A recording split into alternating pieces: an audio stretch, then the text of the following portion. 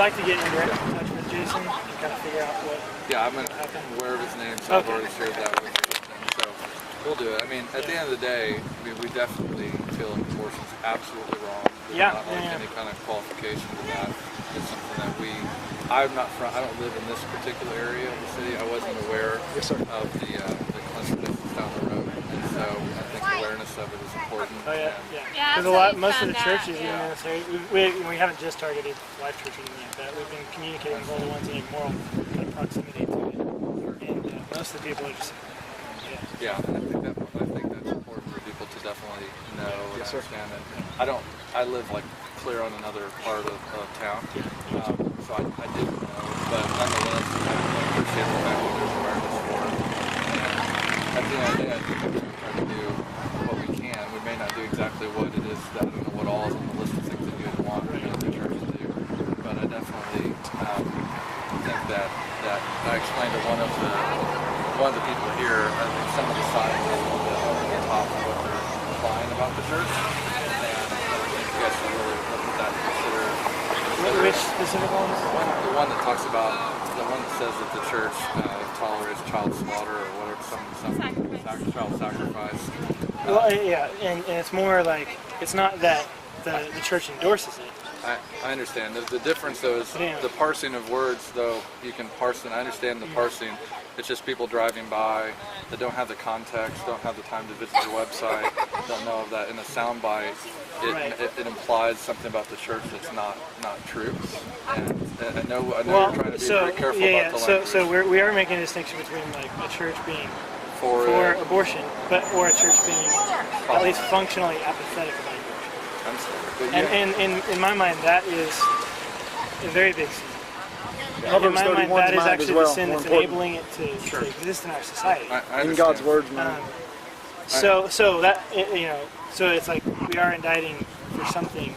There is a charge that's being brought. No, I understand. I think it's really unfortunate because I do think that if you're for the church and believe, like someone saying they love the church, I just feel like that's really counter in tone and in the way that in spirit even, in terms of that.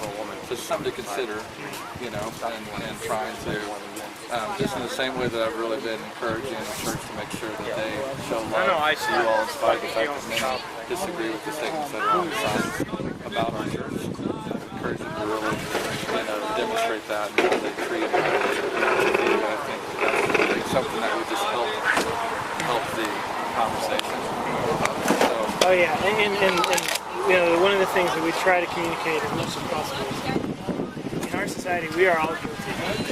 We have all, been too callous towards these, and so it's by no means like something like, we think we've never done this thing, but it's a deal where we feel like the Lord has awakened us to how much of an issue of human oppression this is in society, and we're coming to you all to try to help wake you all up as we can. Not because we think that y'all are terrible people and are gonna, we don't feel like we're enemies, and I hope that you all don't feel like we are your enemies. I don't feel that way either, and that's what I've tried to express to it. I think, and we don't want to be communicating to other people that we're enemies. I think, unfortunately, that's how it comes across, and that's what I'm trying to express to you guys. It's a very difficult thing trying to pick. Okay, well, how do you do something?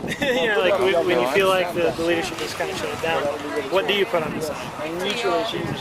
And so, we'd love to talk more about, okay, well, how can we actually refine this for if we do this in the future? I think that other people are. I think that we have talked about it from the stage.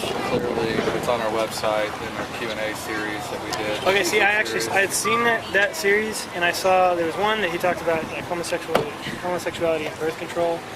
And I've looked through that, and I never saw an abortion. There are multiple Q&A series. Right, yeah. There's one where he talks about it directly. See, there was a direct quote from one of the administrators here that said that it's not something we talk about on the stage. Yeah, and so that was what we were. I think that in those interactions, there's just there's definitely some misunderstanding or misdirection in terms of that. That's clearly not the case, and so I'm working to correct that within the team to make sure that there's not anything that would ever imply that we are anything but completely on the same page in terms of this particular issue. I don't know what the conversations were. I haven't listened to anything. I don't know the website. I just hear what you guys are saying, and I just want to kind of reaffirm. And I'm not sure where that's going, but I'm fine. I'm fine having cameras point at me because I have nothing certainly to hide about where we stand on the issue. So anyway, well, I just want to make sure that you guys know that I try to make sure that we're all treating it the right way. And I hope that you know, our ultimate desire is to actually be a resource to help you.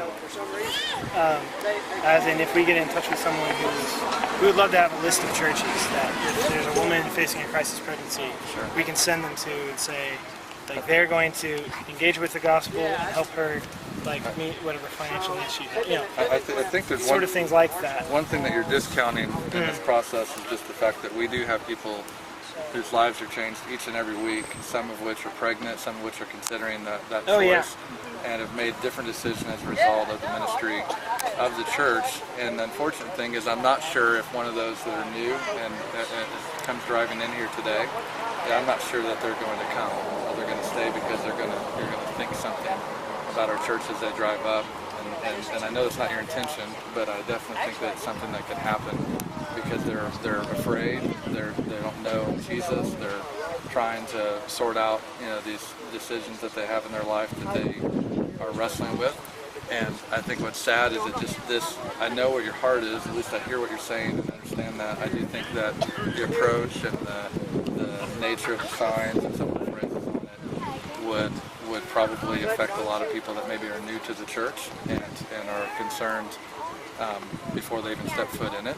And I know that it may not be, that particular thing I just described may not be as overt as what you're wanting to see happen every single week or how you're wanting us to address it, but I can assure you I have to go back and look at previous conversations, but there are people whose lives are transformed to the point where they make different decisions than they were planning on making.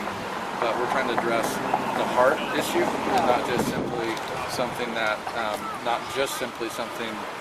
a decision or a policy, but actually what people here's where we completely agree. We very much disagree with a lot of different pro-life lobbying groups and things with how they want to try to keep that transforming gospel out of the whole discussion. When we think that's the only thing that is actually going to bring a solution to an individual. So we're not here advocating like specific policy. We're not here we're here saying all of us as the people of God in a society that's full of child killing sinners, with men who are not afraid of the people of God in any way. Like, he doesn't feel threatened financially. He doesn't feel like we're actually having any impact on his business. Like, we are all guilty and need to stand against this thing.